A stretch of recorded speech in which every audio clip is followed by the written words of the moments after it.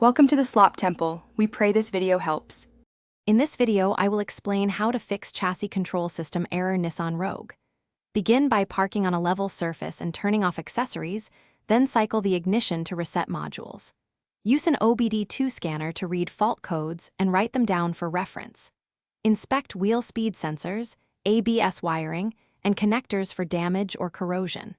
Verify tire pressures and alignment, then clear codes and test drive to confirm resolution. Start diagnostics calmly and methodically so you do not miss simple fixes. Connect a quality OBD2 scanner and note code numbers and freeze frame data for review. Inspect driver and passenger wheel wells for broken sensor clips, loose connectors, or contaminated tone rings. Test battery voltage at rest and under cranking to ensure stable power. Replace or repair faulty sensors or connections, then clear codes and recheck to see if the error returns. Focus on the likely repairs that typically fix chassis control errors so you save time and money. Start by cleaning connectors and removing rust or debris from sensors and tone rings.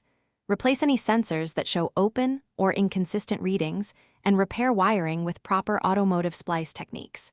If steering angle sensor codes remain, perform a calibration after repair. Always clear codes and perform a controlled test drive to ensure systems operate normally. Thanks for watching. Consider subscribing if we helped you.